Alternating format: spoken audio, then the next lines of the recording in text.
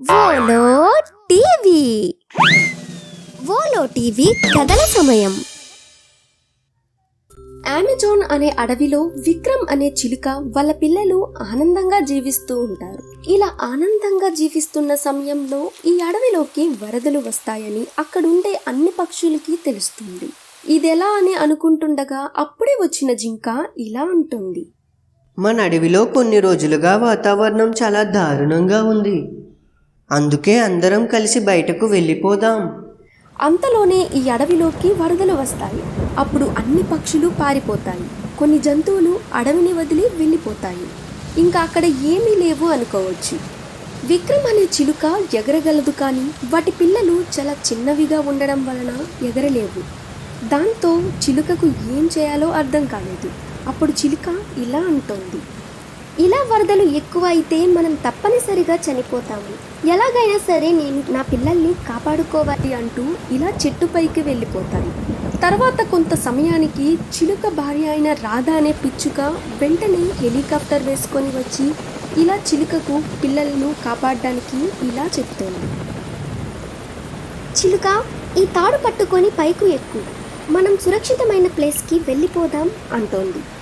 అప్పుడు చిలుక, నేనైతే ఎక్కగలను, కానీ మన పిల్లలు ఎక్కలేవు కదా, ఇప్పుడు ఏం చేద్దాం అంటోంది.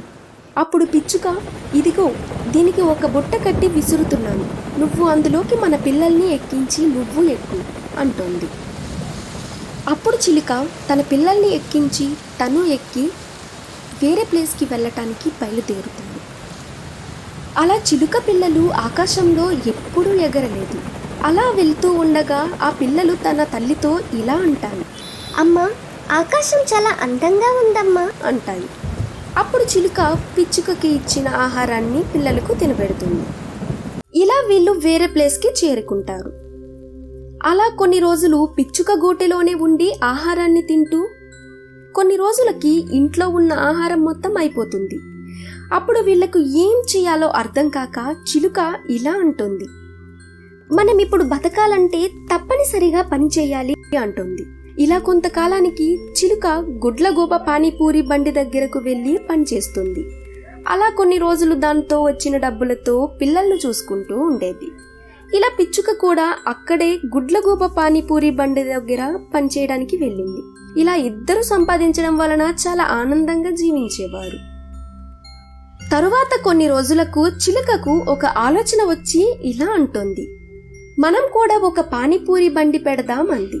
ఇది విన్న పిచ్చుక ఇలా అంటోంది, మనం అందరిలాగా చిన్న చిన్న పానీపూరీలు చేయవద్దు, 10 రూపాయలకు ఒక పెద్ద పానీపూరి ఇద్దాం అంటుంది. అది విన్న చిలుక సరే అంటుంది. ఇలా తర్వాత రోజు పానీపూరి బండిని మొదలు పెడతారు. అలా కొన్ని రోజుల వరకు సరిగ్గా సేల్ అవ్వకపోవడం వలన నీరస చెందుతారు.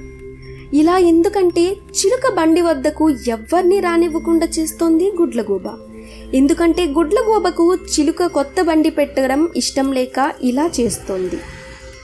అప్పుడు గుడ్లగూబ ఇలా అంటోంది, నా దగ్గరే పనిచేస్తూ నాకే పోటీగా షాప్ పెడతారా? ఎంత ధైర్యం వీళ్ళకి! వీళ్ళు ఎక్కడ షాప్ పెట్టినా నేను ఎవరిని వెళ్ళనివ్వను. వీళ్ళు ఎలా బతుకుతారో నేనే చూస్తాను.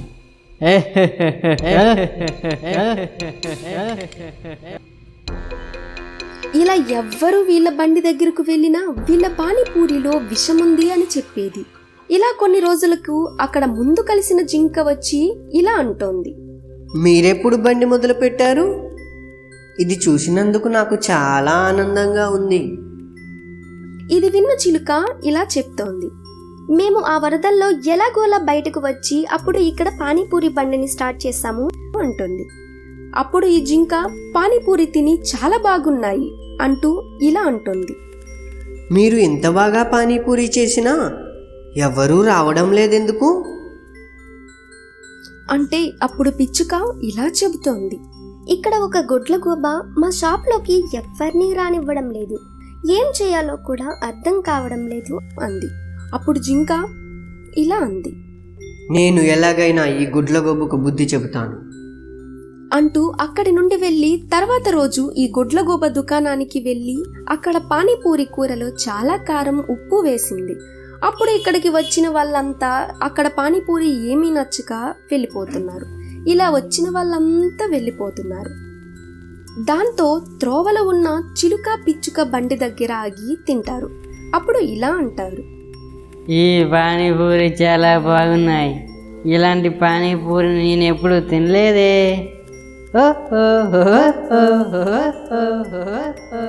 ఇలా వీళ్ళ వ్యాపారం బాగా కొనసాగుతుంది. కొన్ని రోజులకు వీళ్ళ బండి నుండి ఒక దుకాణాన్ని కూడా ఓపెన్ చేశారు. చాలా బాగా వ్యాపారాన్ని కొనసాగిస్తూ పిల్లల్ని చూసుకుంటున్నారు. ఇలా కొన్ని రోజులకు ఒక ఇల్లు కూడా కడతారు.